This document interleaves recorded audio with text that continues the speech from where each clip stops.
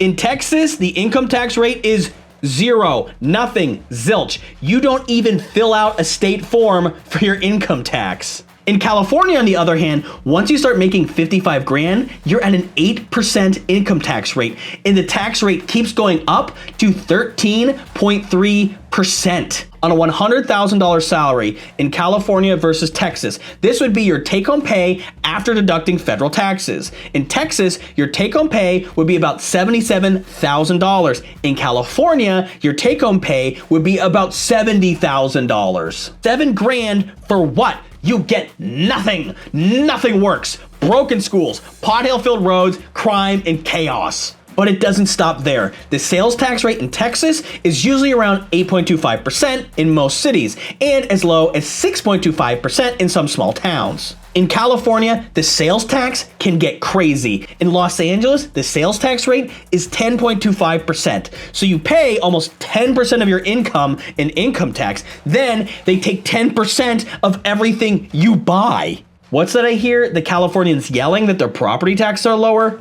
Sort of. This really depends on when you bought the house, because the average property tax rate in California is 0.7%, but this average is really distorted by Prop 13 freezing the property taxes of all the people who bought houses back in the 70s and are only paying $6 per year. If you want to buy a house today in California, you're looking at a property tax rate of about 1.2%, almost twice as much as what the average boomer's paying. If you locked in a property tax rate 30 years ago, good for you, but a young person cannot get the low property tax rate.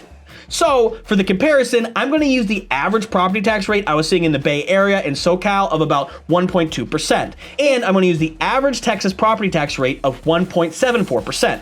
So even though California's tax rate is lower, the price of the home is so much higher, you're going to end up paying a lot more in taxes. So let's do the comparison. California, the median priced home is $900,000.